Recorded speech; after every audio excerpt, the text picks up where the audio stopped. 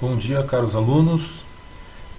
Na videoaula de hoje, nós vamos tratar de um método para fazer o dimensionamento das lajes do tabuleiro da ponte. Esse método tem o nome do seu autor, chama-se método de Rusch. É um método alemão que pode ser aplicado aqui no Brasil porque as cargas móveis utilizadas na Alemanha são muito semelhantes com as cargas móveis aqui do Brasil. Então vamos expor claramente aqui os objetivos da aula. Em primeiro lugar, nós vamos determinar os esforços na laje, que seriam os momentos fletores ou forças cortantes. Na sequência, faríamos o dimensionamento da mesma laje. Usando esse método, o método de Rusch, podemos determinar os esforços a partir de coeficientes retirados das tabelas de Rusch. Esses coeficientes multiplicados pelas cargas, sejam elas cargas acidentais ou permanentes, nos dariam já os valores de momentos fletores. Esses coeficientes são retirados das tabelas, são várias tabelas, são mais de 100 tabelas que compõem aí o método de Rusch. Cada tabela é aplicada para uma configuração de laje, que vai depender da vinculação dos seus apoios, da relação entre as suas dimensões, né? E também do sentido do tráfego. Então, o método de Rusch contempla aí um total de 104 tabelas, né?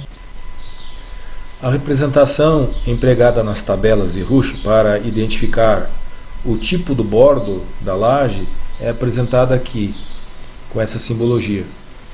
Então, para um bordo de laje e placa indefinido, que representaria aí uma continuidade, no caso de uma dimensão y bastante grande em relação à dimensão x, esse tipo de continuidade é representada por essa simbologia aqui com um traço em curva, né?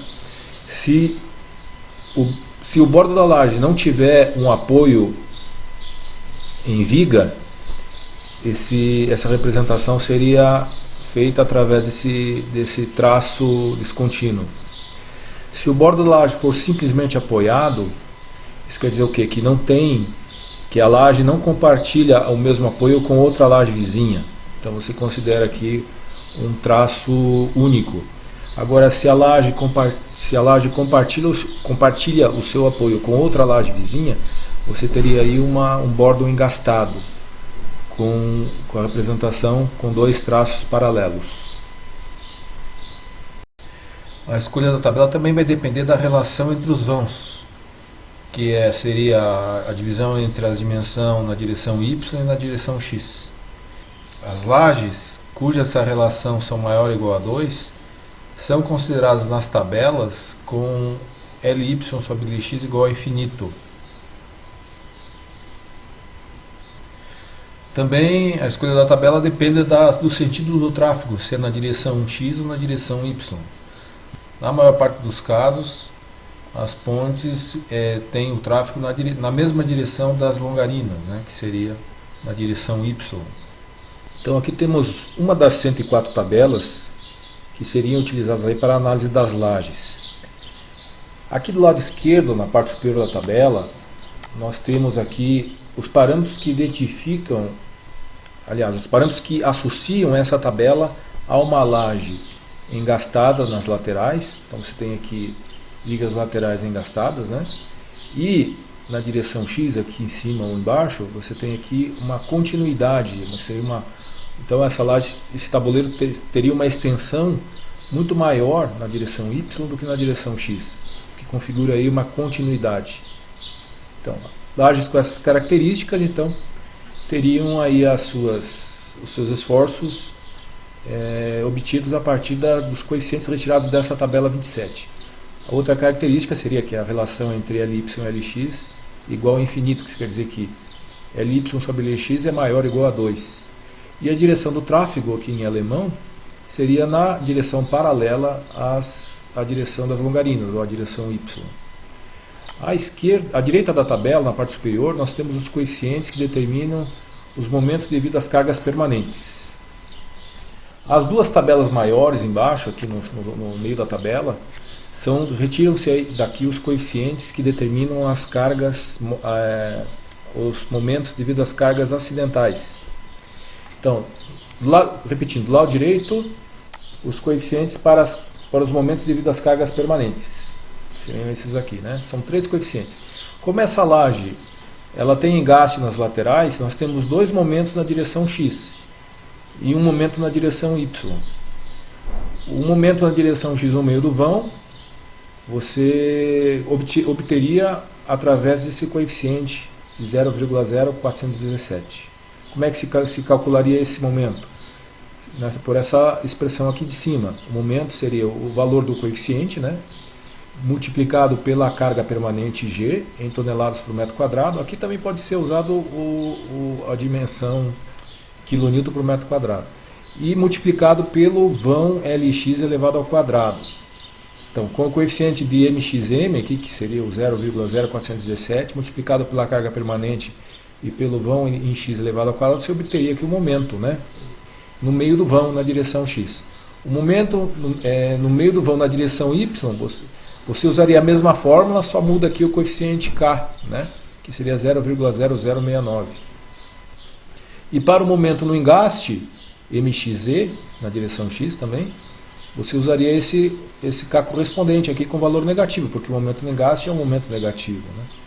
Então usaria também a mesma expressão para calcular aqui o mxz. A tabela 27 está associada a lajes com duas lajes, duas vigas engastadas, né, que estariam nas laterais. Isso significa que temos aqui momento no engaste e também momento positivo no meio do vão, mais próximo. Então você teria aqui nos engastes momento negativo e no meio do vão momento positivo na direção x. Já na direção y o momento seria positivo. Então por isso que nós temos 3 momentos para a tabela 27, né? Momento na direção x no meio do vão, na direção x no engaste e momento na direção y, né, que também seria positivo.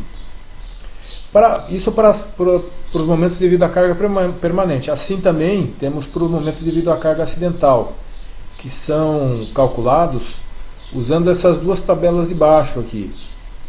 A tabela de cima é para um trem tipo que tenha entre 30 e 60 toneladas.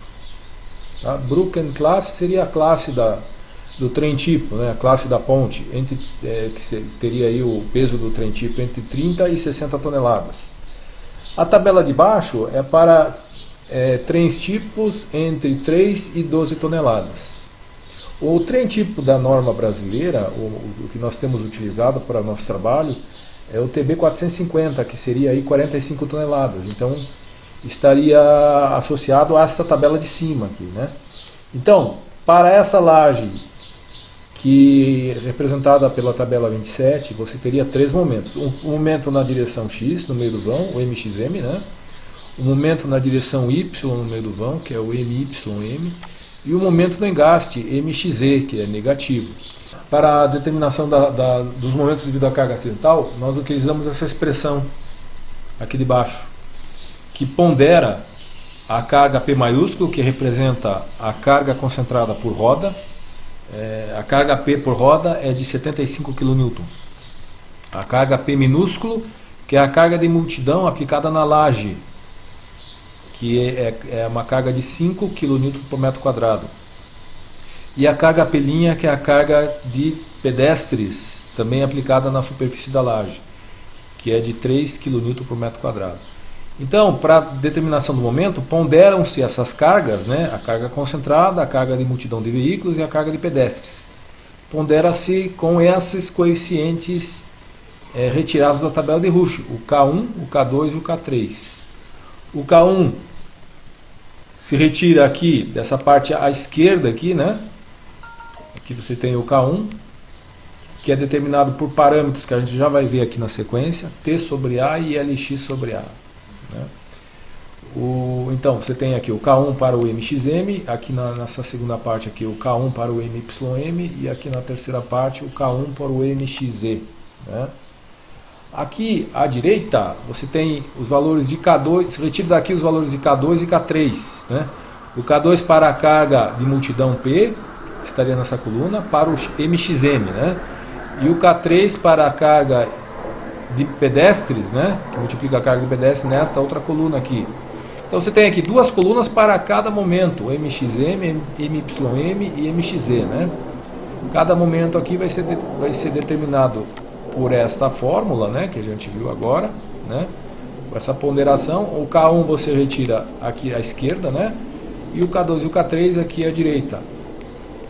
Na coluna correspondente aqui ao tipo de carga, né, se for carga de veículos, ou se é carga de pedestres, ou se é carga por roda, aqui à esquerda, né.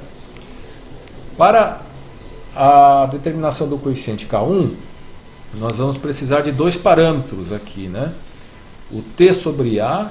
O T dependeria da largura da roda do veículo. O A é a distância entre as rodas, seria a largura do eixo, né? A distância entre as rodas. O LX é a largura da laje, na direção X. O A também continua sendo o mesmo parâmetro, que seria a distância do eixo, a distância entre as rodas. Para calcular o valor de K1, determinam-se os valores desses dois parâmetros, T sobre A e LX sobre A. T sobre A aqui na horizontal, LX sobre A aqui na vertical. Os valores da tabela, associados a esses valores dos parâmetros T sobre A e LX sobre A, são então interpolados, e o resultado dessa interpolação seria o valor do K1, do coeficiente K1, que multiplica aí a carga P concentrada por roda. Esse coeficiente φ é a majoração dinâmica, que vai depender aí dos três coeficientes dinâmicos, né? C e V. Coeficiente de impacto vertical, que depende aí da largura da laje, né? Do vão da laje, desculpe. E CNF, que seria dependente do número de faixas no tabuleiro. E o CIA, que seria o coeficiente de impacto adicional, que deveria ser considerado aí para as seções da laje próximos a até 5 metros de juntas da estrutura, né? Então no próximo vídeo vamos fazer a determinação dos momentos para essa laje indicada nesse exercício, usando o método de Rush. Até a próxima!